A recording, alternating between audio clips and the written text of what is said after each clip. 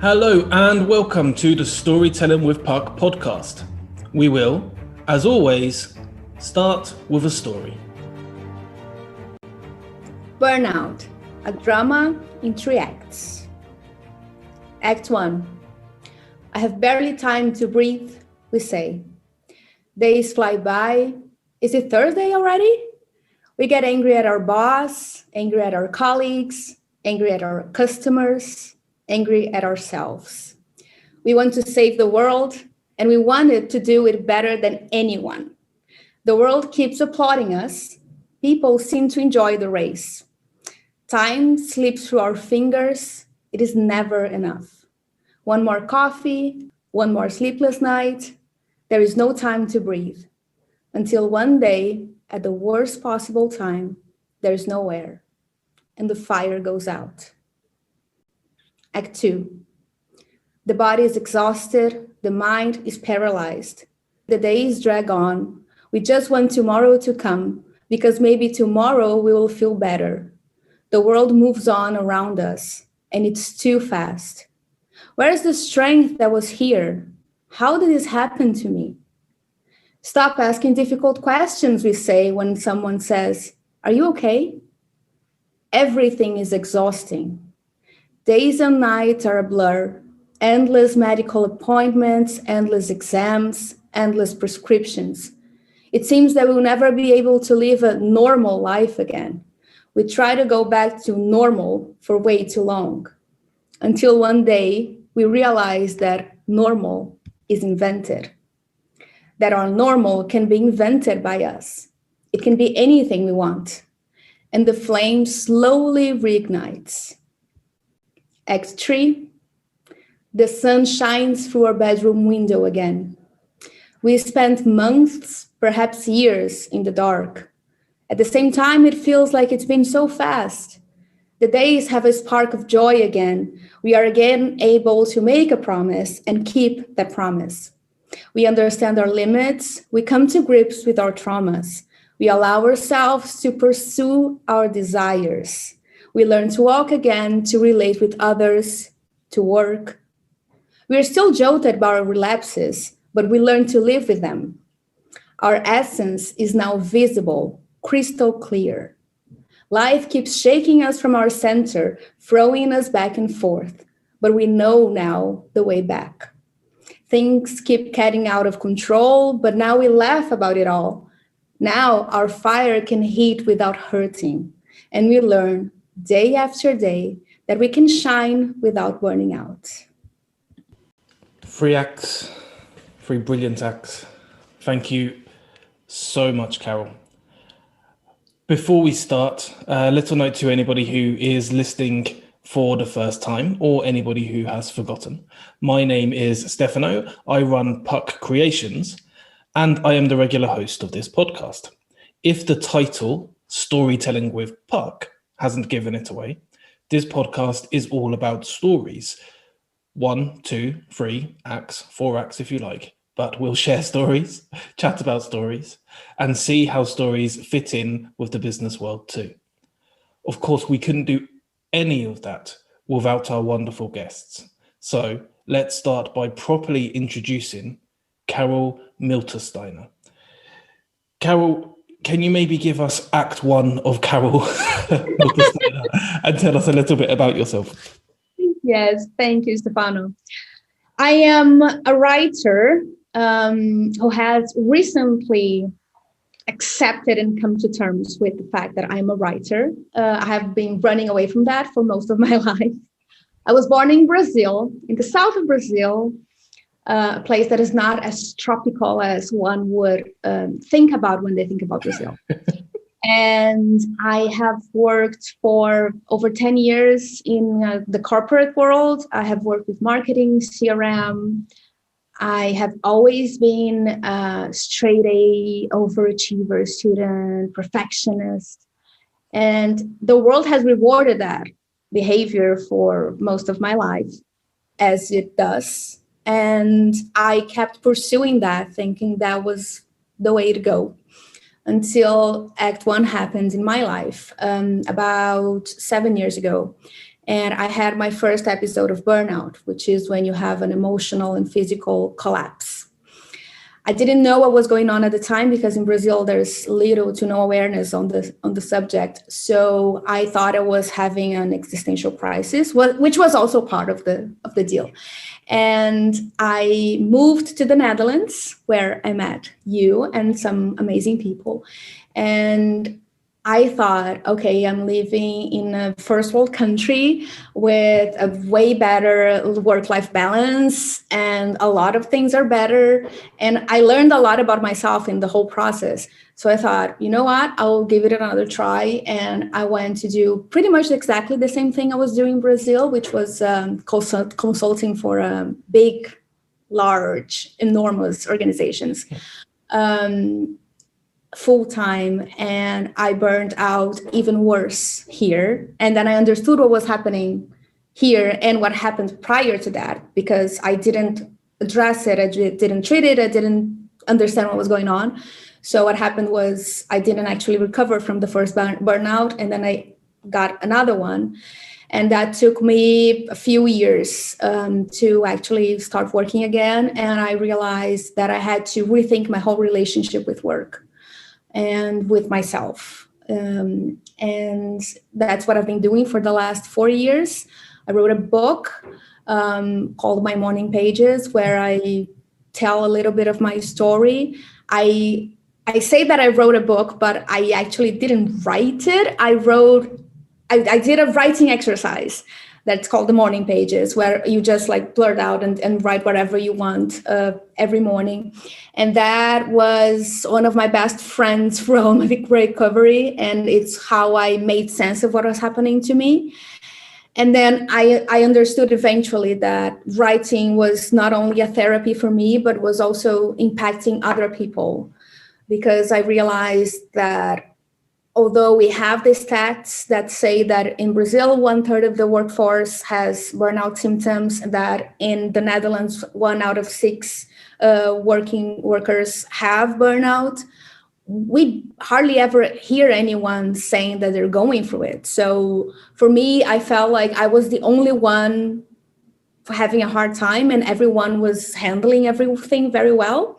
But as I started talking about my story and sharing my story with people, I saw it was much more common than I thought. It was just that there's a lot of fear and shame around it. And so I've been dedicating my work on raising awareness on that, and also talking about mental health in our relationship with work. And so this is my first book, My Morning Pages. I'm showing it to the video. And I am finishing my second book, which is called One Step a Day, to take away the need of doing the grandiose things and having these expectations, high expectations on things, and just taking it easy, one step a day. And living through a pandemic far away from my family. And that's pretty much the presentation I have for today. I was going to interrupt to ask questions a couple of times, but actually your story is so compelling. I just wanted you to, it's almost like another act to the story too. But I do want to take it back. There are a few stand-up moments that really made me think when you were explaining your life just then. And for now, we'll go back to it later, but we'll skip past the corporate world, and we'll skip past the all of the stuff that you were doing before you realized that you had burnout. I want to get to the point where you came over to the Netherlands, and at that point, as you say, you were still experiencing burnout, but you didn't realize you were experiencing burnout. So when you had your second episode, and you said at that point you realized what it was, you realized it was burnout, and you realized that you'd had burnout previously, and actually it was one continuous burnout. What was it about being in the Netherlands that helped you to be able to realize that you had burnout? Why was it different here to when you were in the UK? When you were in Brazil. It was in the UK. Also, I love my country. I also absolutely love your country as well. But there were a few things. So first of all, my my mother-in-law had a burnout. So I had a close family experience, whereas in Brazil, we barely had discussions in my family. Before I had the burnout, we barely had mental health discussions. Now we talk about it all the time. But before that, there was a door that we wouldn't open. And at the company, at the place I was working, it wasn't such a taboo. I'm not saying it was not, but it was a lot less than in Brazil. It's in the language of people here. It seems to me that people understand as a word and as a term and what happens. When I went to a coach that she's called Stella, and I don't remember her last name, but she is a Dutch coach that helps expats who moved here. And before I collapsed, I went to her because I thought I was in a crisis again, which is also part of the problem. So I went to her and I explained to her how I was feeling, that I wanted to go to another place and I wanted to change careers, but I was really lost and I couldn't even think about what to do in terms of work. I couldn't think about work. And then she said, I had a burnout, and it was, I can see myself in your story. So have you looked into that? And I had, a few weeks after that, I had a panic attack and I had an anxiety crisis. And then the doctors who were like treating me, they said, you have a burnout and you have PTSD, which is post-traumatic stress disorder symptoms. So that meant that the trauma from my previous burnout, because during my burnout, I had a work-related trauma, and that was showing up here. So there was a little bit of family and other professionals and the healthcare using that word that I had seen that word in Brazil once when I was working at around 9 p.m. at the office, and a project manager shared, we were Red Bull buddies. We would start drinking Red Bull around 7 and drink like 2 or 3 Red Bulls a night to keep working. He sent me via Skype, he sent me a link on, are you burned out? And then it was explaining what a burnout was. And that was 7 years ago. And we checked all of the symptoms and we high-fived, because that was a very good sign that we were very dedicated to the company. So that's how I saw burnout in Brazil. And then here I understood, it is an illness. It is, it is a condition, and it is a syndrome that carries out things that are not necessarily worth of a high five. Well, I imagine that some people would say it's still worth a high five, as you say, culture in certain lands would maybe suggest. And we see it all the time. We see it on social media. We see the life that people like to tell everyone that they live, which is all about the success of money, the success of being the head of a big company or the COO or whatever it is. I say success in quotation marks. It's a perceived success. And I'm not saying that you can't be successful with lots of money and you can't be successful by getting these titles, and they are good things to aspire to. However, when you aspire to them at the cost of your personal life and your health, I imagine that suddenly it doesn't feel quite so good. When you realized, I'm not sure if there was a moment, you didn't say there was a specific moment, but when you had your second burnout and you realized that it was actually a burnout and you had the understanding of what you were actually going through at that time, which you hadn't before, how did that feel, that realization? Terrible, like a punch on my face. And it is the hardest part, because what comes after is difficult, it's long and it's painful.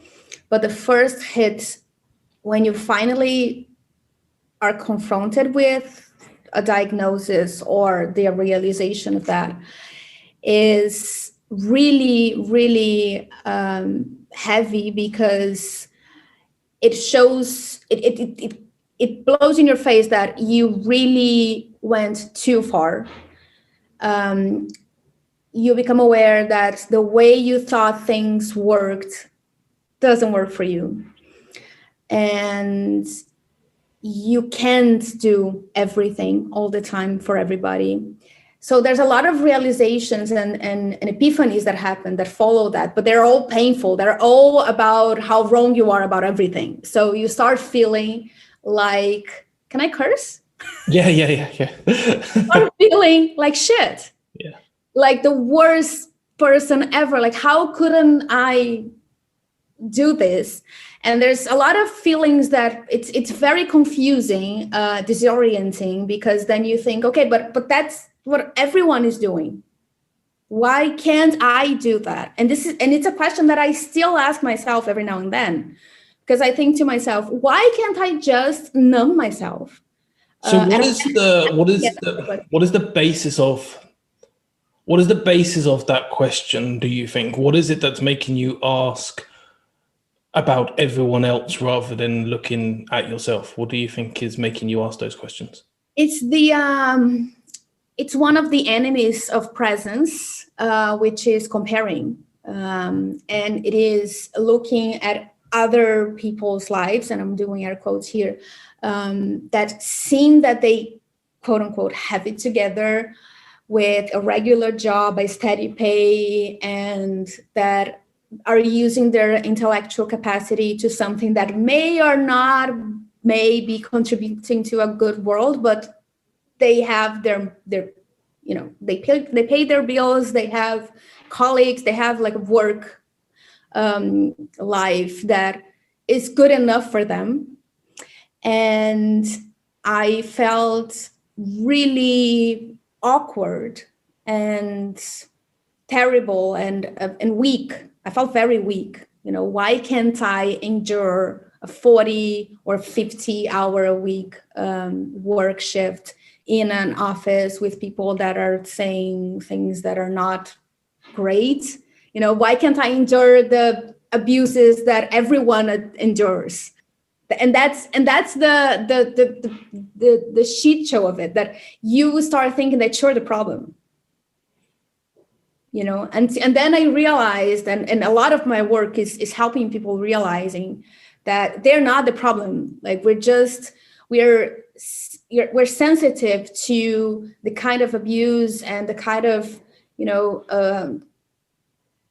glorification of busyness and of overwork and using burnout as a badge. Those are the wrong things. Us not being able to put up with that is not a wrong thing. It's not a bad thing. It just means that we are, normal, decent people that, maybe are not made for that. It's interesting because you mentioned there the word weak, which I think is something that not just with burnout, but a lot of different. Again, I will state I am not an expert on this. This is just my opinion and me pondering. But sometimes it seems that a lot of different mental health challenges come through that idea of people feeling like they are weak or they are a failure for some reason, that they're not good enough. Often those thoughts and feelings seem to come from very different places. So when you talk about burnout, you talk about the idea of everything was 100 miles an hour, basically. 160 kilometers an hour. And because of that, you wanted to just keep going, no matter what happened, no matter...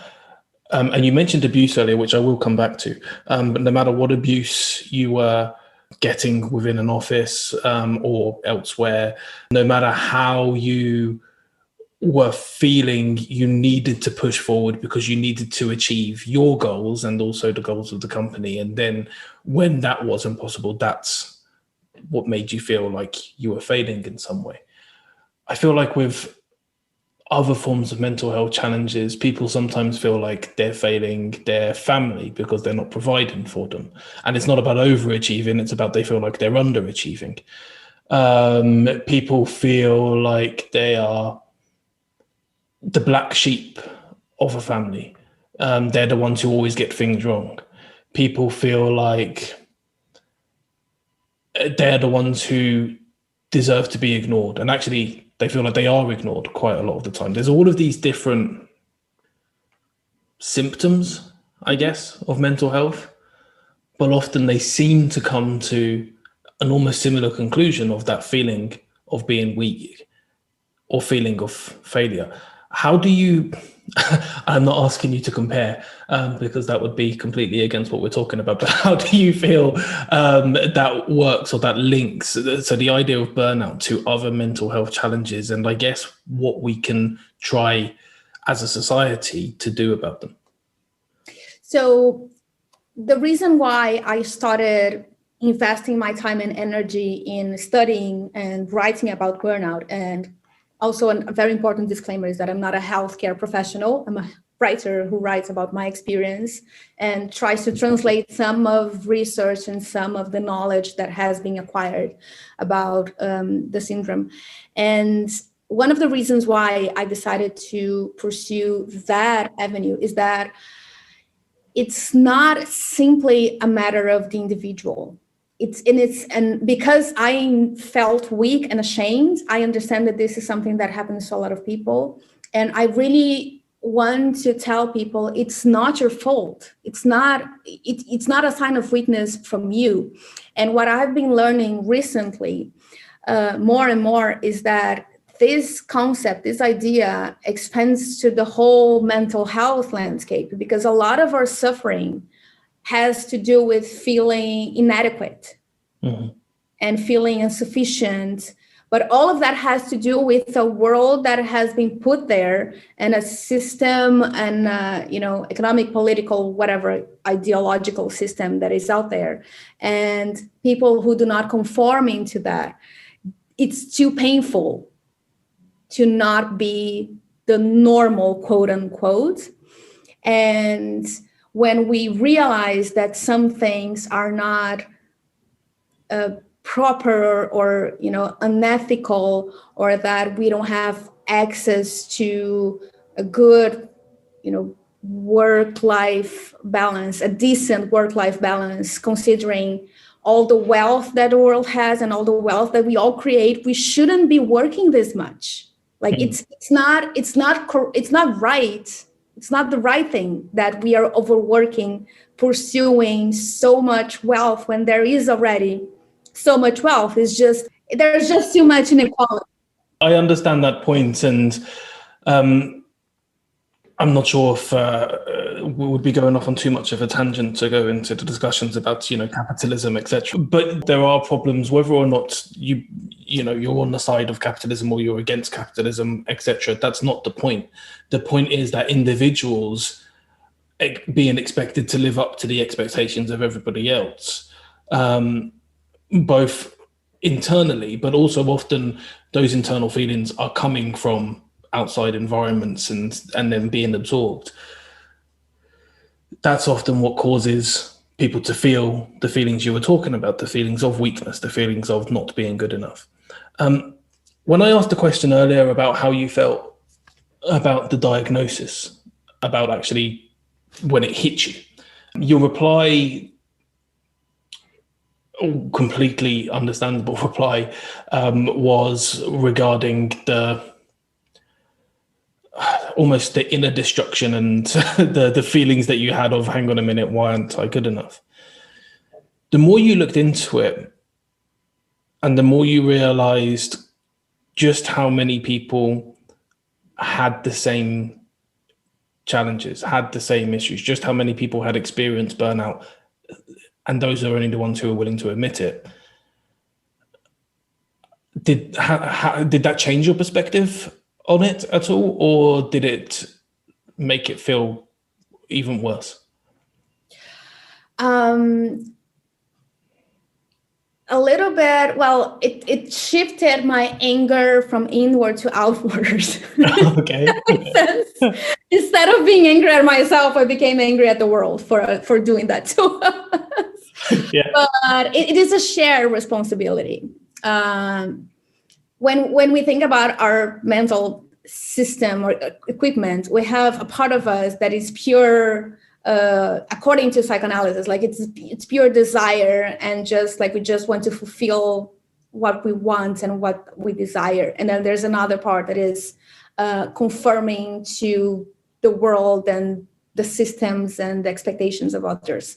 And what happens is when these two parts of us are they're walking into opposite directions, the central part, which is like what we do normally in our day-to-day lives, it becomes rotten and broken, because we cannot, we can't compete trying to be a singer or a writer, and then the world telling, no, you need to be a marketing consultant.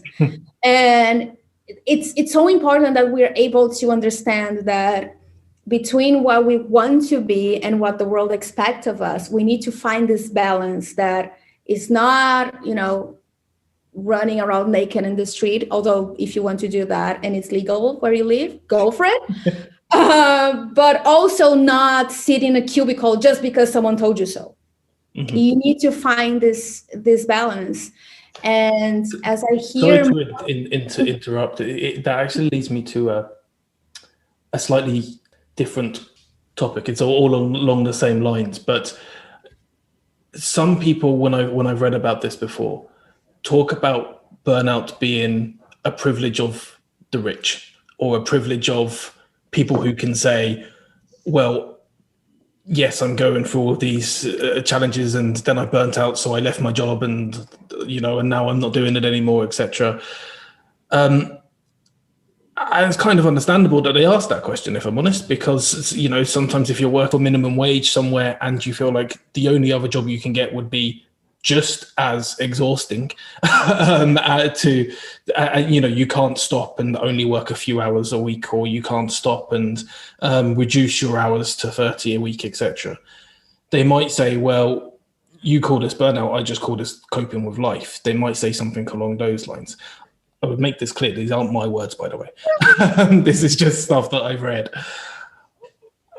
But what are your thoughts on that? Because you were talking kind of around that area just then, of the idea that you don't have to go and work in a cubicle in an office. But what if some people feel like, well, actually, I do have to go and work in a cubicle in an office, or otherwise I can't feed my kids?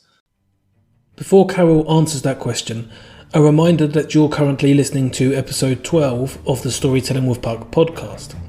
Our guest today is the incredible Carol Miltersteiner. We've been talking about burnout and touching on other mental health challenges too. We will continue to do so before the end of the show. Please get support when you need it. There is help out there, and we will link to foundations such as Mind in the show notes. In the meantime, listen to more of Carol's insightful answers, more of her stories, and of course, a story by Puck Creations to finish the podcast. We'll now head back to Carol, who is about to answer the question around whether or not burnout is something that only rich people are privileged enough to be able to feel. Yeah, that's a very, very interesting point, because I recorded a video in Portuguese with the myths of burnout. And one of them is that burnout is something that only hits rich people. And I've been talking, and I've been creating most of my content in the last year and a half. I have been creating most of my content in Portuguese and talking to the Brazilian community, because I saw that other countries, other markets are kind of covered in that. And in Brazil, people have no idea what is happening. So I need to address a little bit more there. And I have a group it's a support group that meets once a month, that I do it for free. It's confidential.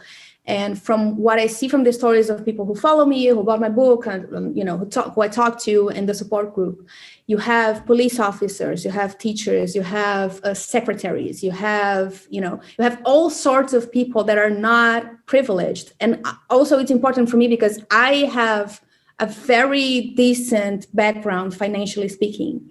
And I always put that very clearly, that I know that I'm a privileged person. As a Latin American living in the Netherlands, the privilege is not that much. But going back to Brazil, in Brazil, I'm a white person. and that I had a higher education. I didn't have to pay for it. I didn't have to work while I was in the university. I chose to work, but I didn't have to. So that allowed me to a lot of choices. And one of the things behind burnout is that this desire that you have the desire you have is proportional to how much you know that is out there in the world. So if you don't even know that you could do something else because you're from a different reality, it is more difficult to even grasp and to even desire something different. But then as I start seeing these people that have stories that are so similar than my story, because I thought, okay, I was working corporate, I had a high-end job, and like it's not going to connect with anyone. But then there's so many different stories and realities of people that we just relate to this thing of, something in us intuitively is saying it's not supposed to be like this. And that's what creates and burnout obviously is painful, it's difficult, but it is a way out. It is not the easiest and it's not the best. if you could get out without getting sick and without being unable to work for years, I would recommend so. But when you are already in that, it is a way out that gives you perspective in a lot of aspects of life.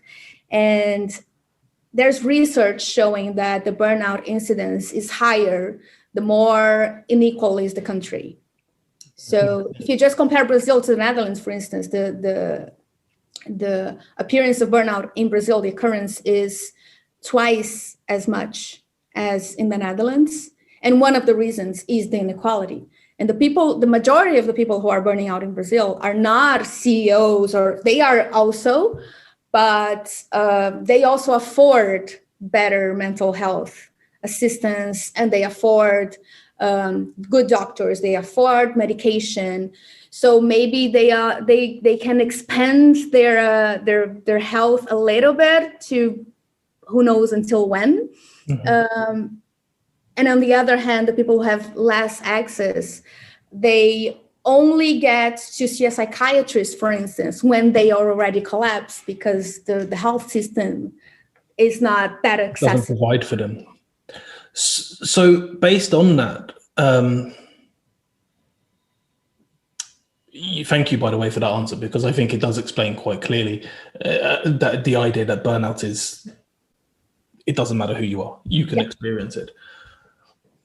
But the next challenge might be, as you mentioned, CEOs have enough money to be able to pay for their healthcare, to be able to pay for the support to stop burnout from happening.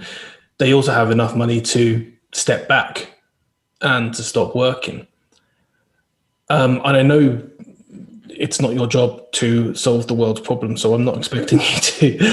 But just as an idea, what could people who are experiencing burnout and who are maybe coming to the realization that they're experiencing burnout, but don't have the money or the opportunities to do what a CEO can do, what techniques could they use to at least help them? Even if they can't, I mean, I don't think it's possible to get rid of burnout, if that makes sense. You can correct me if I'm wrong on that, I'm not sure.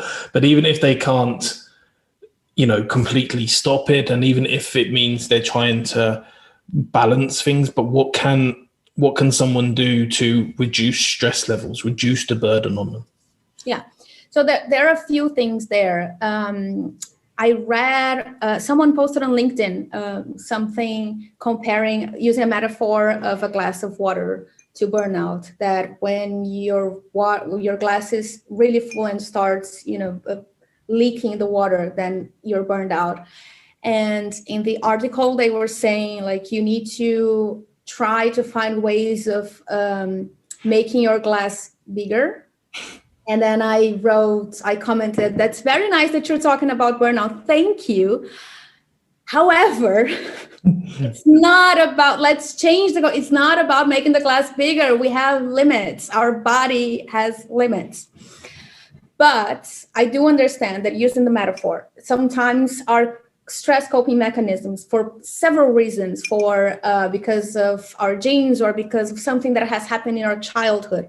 Our stress coping mechanisms can be weak. So you can start with the cup, and then it's not that much. Mm-hmm. So you can expand from a cup to a glass, for instance, doing therapy, doing meditation, doing breathing exercises, finding out things that will help you recover from this stress. There's one exercise that's really easy, simple. That is, you list all of the sources of your stress. Mm-hmm. Which is a very fun exercise. I would. And by sources, I mean tasks, responsibilities, people that are sources of stress for us. I know I have for me. And I'm very sorry about that, Carol. I tried Wednesday. It's terrible. And then you make another list of sources of stress recovering. And they can be anything. They can be walking your dog, petting your cat, seeing someone from your family in a video call or in person if your administration has allowed you to do that. And, gardening, cooking, drawing, writing, meditating, putting your feet on the grass. There's a lot of different ways. Taking a hot bath. I don't have a bath. I wish I had. One day, maybe I'll do that. And, having a bath salts, how do you call that? Yeah. I have a feeling that every time that I do that I draw myself a bath, which happens twice a year when I can afford to go to a hotel for one night and do that. But it's a good investment. It's a very good investment. I have a feeling that all the anxiety that I have been carrying and all of this stress goes in the water, and I leave. It's almost like I'm floating. Is unbelievable.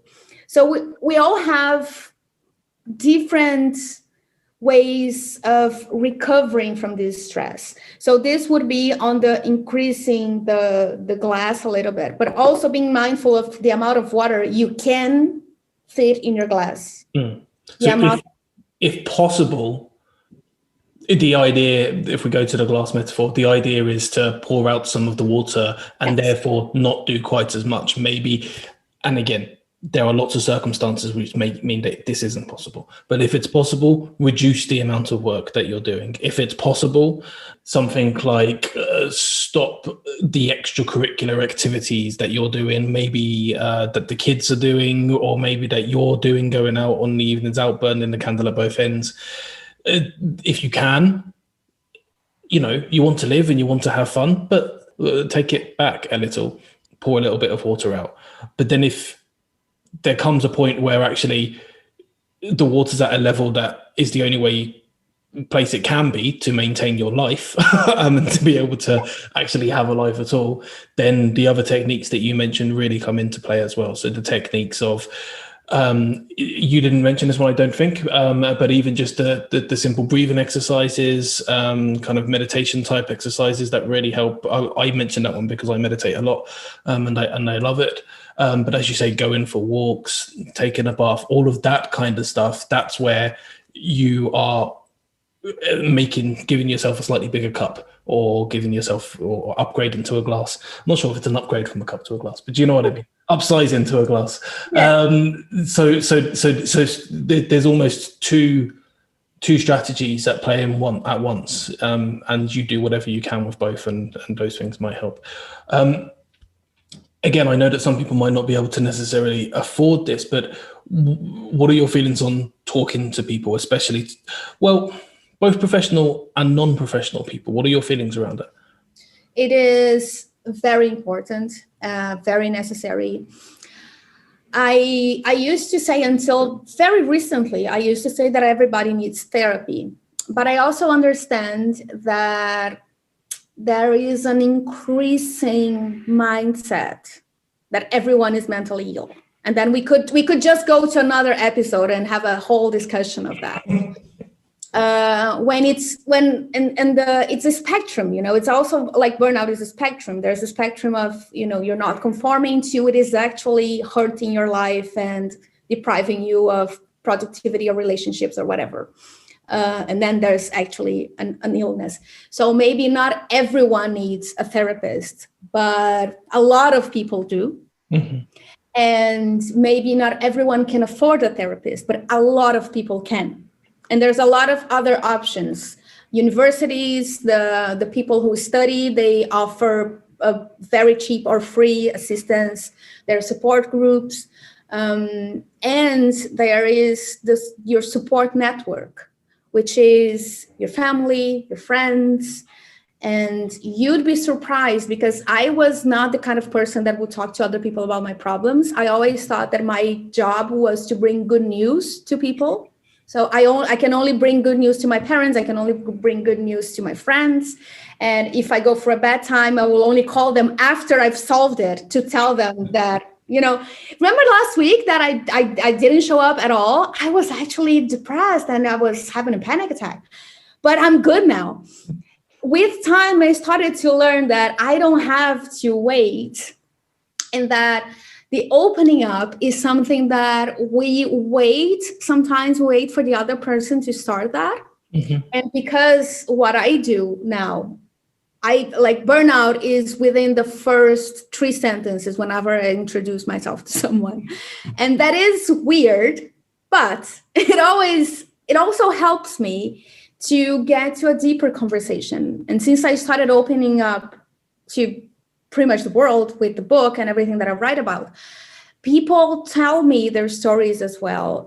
So it's a 2-way street where if you feel like your relationships are shallow and you can only do small talk, sometimes you just need to give it a try and tell someone, like, you know what, can you talk? It's been difficult. And this period of time especially has been extremely difficult for all of us. So shall we cut the small talk and actually say that we're all very afraid and lonely and feeling scared, and that when we have our own business, it's terrifying and we are not sure of where we're going, and people are trying to sell us an illusion that there is a straight path to success, but that thing does not exist. Can we talk about that? And that is very, very important. And I see mental health as a big salad. And you will understand why in a minute. Okay. So you have the main ingredients of a salad. So say it's lettuce or rucola, whatever are the greens of your salad. They're the main things. So if you are someone who has an illness or a disorder, you will need therapy, you will need medication. These are the basics. You cannot have a salad without the greens. You're just something else. You can call it a salad, but it's not exactly. But you're not going to eat a salad. You're not going to eat pure raw lettuce. That's not a salad at all. So you also need to add like some tomatoes, some other ingredients. And that's where other techniques will help, like meditation, walking, exercising is good for your mental health. So you keep adding some ingredients, and then you have the spices that what makes it palatable. So dancing, singing, being weird, painting, having a hobby, having fun, because why would you even want to, wake up day after day if you're not having joy in your life? It doesn't matter how much medication you're taking and how much therapy you're going to, if you're just numb half of the time. So that's not, so you need to add a little bit of the spice. And then you have the croutons, which is, an added that can help or not, which are like the alternative therapies, things that may help, may not. We don't know yet for sure. Some people believe in croutons, some people don't. and support network, pets. There's studies that add pets as a main support network, and that are defending that the health insurance should also reimburse costs of a pet if someone has a chronic condition, because they help with establishing a routine, they help with, love and affection, they help in a lot of ways, mentally and physically. And so you need to add like a lot of ingredients, and it's not just about going to therapy. And this is one thing that I've learned myself as well. Like, it's not about just going to therapy or just taking a pill and everything will go away, or just opening up to someone. Is doing everything is thinking about your life, is thinking about your purpose, and finding the joy in every day. That makes a lot of sense. And so, as you say, there's kind of the stuff that trying to help your mental health, you're just not going to be able to do it unless you have, especially if you've got a serious condition, unless you have, as you explained in the salad, the leaves, unless you have the proper support. But then that by itself will only get you so far. Yeah. Actually, lifestyle changes are needed to really, really bring you out and to take you beyond just being okay to being good, to being happy, to being at least contented. And okay, that makes a lot of sense. I would just add as well, and we'll make sure we put this in the show notes afterwards, there are professionals that you can talk to, at least in the UK. I'm going to look and see if there are some in the Netherlands, and you can help to see if there are more in Brazil too, that are free. If you're really desperate, especially if you're really desperate, that you can just call them up, talk to them, tell them what's going on, and they will be your friend on the phone. So if you feel like there isn't anyone else you can talk to, there's always these people that can help you. I'll make sure that I put that stuff on the show notes for you as well. I'm not going to make this any lighter. Apologies. The next question I'm going to ask is something that stood out to me when you were talking earlier. I think it was in one of your free acts, but even if it wasn't, it was definitely in the introduction, was some of the abuse that was happening in the workplace when you were still in your corporate world, when you were in Brazil. Can you explain, only if you're comfortable doing this, by the way, to our listeners, a little bit more about what that abuse was, what you meant by abuse? So there are different forms of harassment. There is verbal harassment, there's sexual harassment, there's physical aggression and abuse.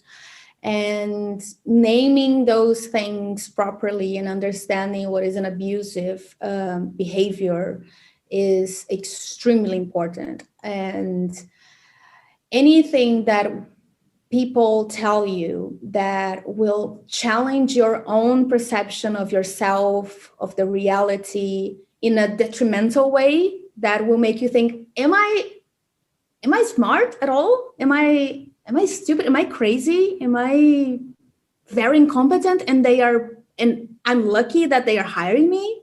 Is that it? It's no one else ever gonna hire me if they fire me from the job, and then I'm gonna die hungry and alone. These sort of manipulations that individuals and companies, and by companies I mean the individuals that are in the companies, managers, people that hold power over you, they will try to make you believe that you're weak, that you're dumb, that you're incompetent, that you're lazy. And they will do that because they think, some people will do that because they think that if you feel threatened, you will work better. Mm-hmm. And you will give them more of your competence and your ability. But that's clearly not the way to go. It is a form of management that we already know that doesn't work, but not everyone got the memo, and there's still people doing shit to other people to this day. So some of the examples, to put it in a more tangible way, when a CEO of a company yells from his room, "Who the fuck did this shit?" You are threatening everyone in the office, because everyone now thinks the CEO hates me, I've done something stupid, I'm gonna get fired, and I'm gonna make this company go bankrupt. What would you say to people who would respond to that by saying, but that's, part and parcel of working in an office. If you want to be successful, then sometimes you have to take that criticism. If you want to be successful, then you need to just accept that sometimes you're going to do things wrong and that your boss isn't going to be happy with you, and then you move on and you do better for them and you actually do make your work better, and therefore you get to the top of a company and you get to have all of the millions and all of that kind of stuff. And they might say, so how is that abuse? It's not abuse, it's motivation. It's a different form of motivation. It's how people used to motivate in the industrial era. So why is it good enough for people then and it's not good enough for you now? There will be a lot of people, I'm sure, who will have that kind of reaction to what you're saying. What would you say to those people who rebutted your point with it's not abuse, it's just work? Don't be a snowflake. Yeah, I know. Some things. First, the yelling, the command and control type of management in a company or in a relationship, it leads to stress. And when we're stressed, we have three answers. We have three responses: fight, flight, or freeze. Some people fight back. So they will yell back at you and they will work their asses off to prove that you're wrong. Some people will procrastinate work as much as possible because they don't want to disappoint you. They will run away from the job. They'll run away from the responsibility. And some people will freeze, which is they will be inept to do anything, to respond to work or anything. The misunderstanding is that when you do that to someone, when you provoke someone in a violent, aggressive way, is that you would get that person to go to the fight mode. Mm-hmm. But that's just one of three responses. And even if they're in fight mode, they are not in their clearest mind. And it could be useful to have people in a fight mode when you're just adjusting tools in a factory. If you're doing like a physical labor that you don't need to think of the consequences, you need to repeat the same action every day. I don't think that's the way to go, but if it worked 100 years ago, sure, good for you. This person was probably taking it out at home with someone else because that's what we do. Brené Brown says that pain that is not felt is forwarded over to another person. So we just created this chain effect of, someone is inflicting you pain, I'm going to inflict pain to someone else and I won't have to deal with it. So don't. The other thing is we are not, most of us are not doing so much physical labor as we're doing mental labor. So we need to be well mentally in order to work well. We're knowledge workers, most of us now, that we need to access our knowledge, our creativity, our problem solving. We cannot access problem solving, logic, and creativity if we're feeling threatened. And that's the thing that I don't understand how people don't get it yet.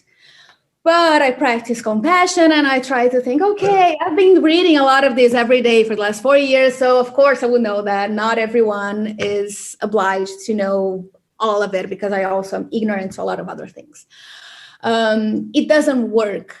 If you don't feel compelled to not be aggressive towards someone because it is not the right thing to do, you should be compelled to not be aggressive because it's counterproductive.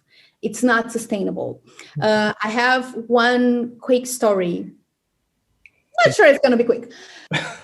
About a year ago, I took a part-time job at a company in the city I'm living here in Tilburg. And I had to perform a very manual labor that was I had to repeat the same task. So I had like 5 tasks. I had to organize some files and then put them in a shelf. And then from the shelf to the box, from the box to a bag, and the bag and put the bag somewhere else. I had like 10 different things that I had to take care of. It was easy in the beginning. I thought it was almost a meditation because I didn't have to think about anything. I just had to do and do and do and do. I had to process a few products on on that facility, and my shift was 4 hours. The person who was supervising me was yelling at me for the 4 hours, saying that I was very slow. I'm not fluent in Dutch. And so I would try to respond to her, and we only spoke in Dutch for the 4 hours, which was an added stress to me, but I was trying, so I kept going. And every time that I would say something in Dutch, she would reply to me looking, what language are you trying to speak? Because I don't understand anything you say. If I would make a mistake, she would just like go at me. There was a Dutch girl sitting beside me that made worse mistakes, and she didn't have to hear anything. So it was one abuse accumulating to the other and the other and the other and the other. Those were the most stressful 4 hours that I had in years. I came back home. I almost had a panic attack the next day, and I gave up on like looking for traditional jobs forever. But I realized that I managed to process, I think, 600 of those products in 4 hours. And according to my calculations, my error margin was like 5%. And I realized, oh my God, like her pressure made me work so much more and deliver so much more than I would expect myself. Because if you would ask me, I would say I can process like 50 because it's the first time I'm doing it. Mm-hmm. But she made me go so much further than I thought. And then I actually, for a second, I was tricked into thinking, it's not that bad. But the thing is, I did 600 in 4 hours, but I never came back. So they had to train somebody else up. They had to get somebody else to do 604 hours who potentially left, but actually they had a gap of having no worker. So by the time they got somebody else in, you could have learned and you could have been doing 600 a day regularly. So as you say, it didn't, to bring this to a more general business idea and a marketing idea too, and sales, because that's where we specialize. It's often that fight between short-term and medium/long-term gains for a company. Lots of businesses rush to try and get something done, and so they cut corners. They don't have the foundations in place. They don't have everything they need to market themselves properly. There's no strategy in place. They don't understand who they are. They will go and they will sell by focusing purely on the features of a product rather than on what the benefits of that product are, and also why people should buy from them as a company. And I think the illusion of success, because it works in the short term. Quite often people earn money and they get quick wins. And that illusion of success means that they don't try some of the medium to longer term strategies. But the problem is, by the time they realize that it's going to go wrong because they lose customers, they have to give refunds back, the company goes bust. Or at the very least, they have to get rid of staff and start all over again. So I think your story is, as much as, yes, it's an example of bad management and abuse, it's also a metaphor for business, I believe, and how to maybe adjust your thinking a little bit so that you're thinking further ahead rather than just thinking about the here and now. And that's not easy to do, because the here and now is where we earn our money. And especially if you're an early business starting out, you have bills to pay. But if you can think ahead, then and you're able financially to take some of the hits in the short term, it's often worthwhile for the long term. Yeah. And it comes also to one thing that we were discussing the other day about relationship with clients. Mm-hmm. Because it's the kind of thing that you need to set the expectations early on, because otherwise you might deliver one project and that's going to be stressful as hell because you haven't done your scoping correctly, or you haven't done your briefing. You just said yes to everything they wanted. So you might finish that and you might deliver that, but maybe they will never come back to you. And maybe you don't want to work with them anymore. and it's this perspective that I didn't have when I had my first burnout, because I was going every day, I was going to work, and I wasn't thinking, can I do this for another 40 years? Because obviously no. And it's one thing that now I keep thinking, the Groundhog Day, the movie. Yeah. Like, if I would have to repeat this day over and over again, would I be happy with it? And in the last few years, the answer is yes, most of the times. And back then, it was hell no. I don't know if I can take 6 months more of this, and just looking forward to one miracle that would change everything. But you really need to be aware of that. If the way that you're working is really sustainable. And I mean, sometimes you will have a month that is very rushed, or like you have one project, and it's not about it's not about never opening an exception or never aiming high or something like that. It's about not making that your routine and your rule, because we are limited. Our mental and physical equipment are limited, and we often forget about that. It's a great point. We are coming towards the end of our time on the podcast, sadly, because I could, and often do, away from the recording sessions, talk to you forever. But for the listeners, they probably need to go and have some food. So we should let them be free. But before we do, you mentioned at the beginning that you are writing a lot, and you have written your first book. So if people want to find this, or if they want to talk to you about burnout, or if they just want to talk to you about Brazil or the Netherlands, or I don't know, food, whatever, how can they find you? So my website is carolmilters.com/en as in English, or you can just go to carolmilters.com and there is an icon there to English. The majority of my content is in Portuguese. So if you want to train your Portuguese, you can do that. You can also find me on LinkedIn. It's also Carol Milters. It's LinkedIn / there's always something after the slash of LinkedIn. I don't know. /IN.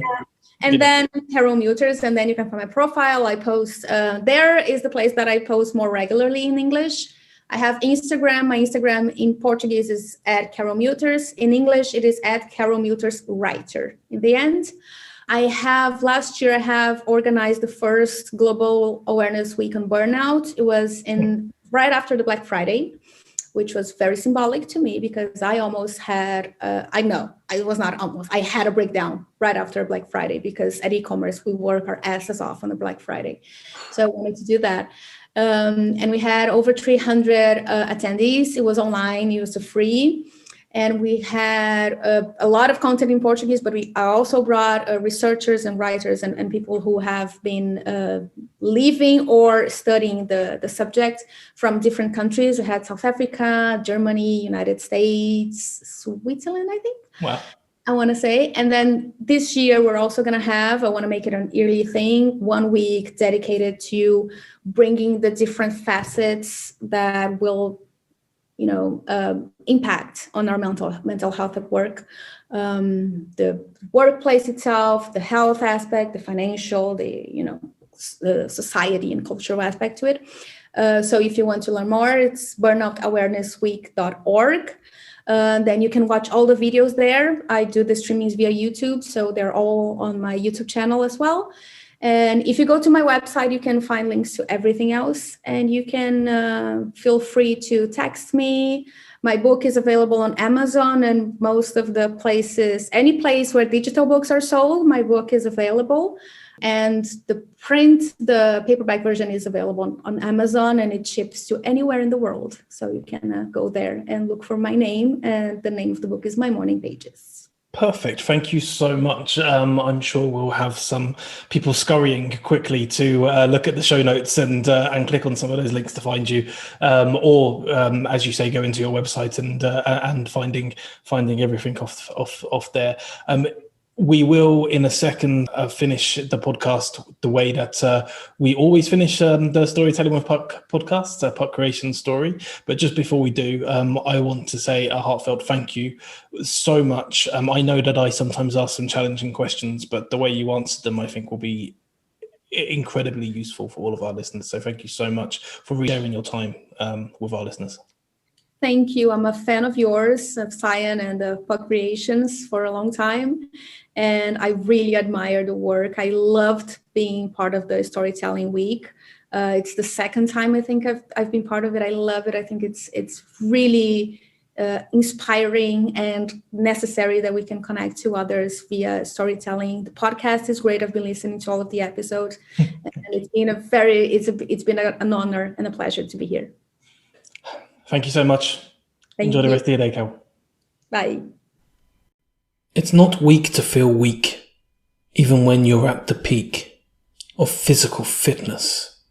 Your mind just bears witness.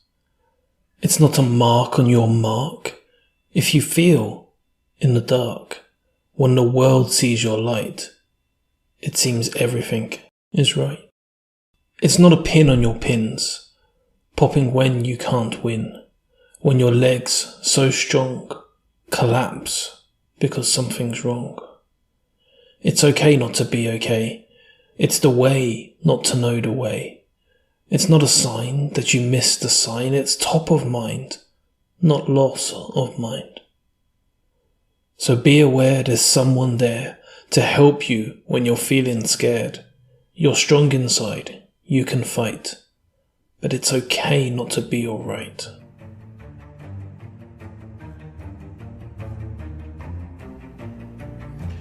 You've just been listening to the Storytelling with Puck podcast. We'll be back very soon, so make sure you subscribe and catch up on any of the episodes you've missed.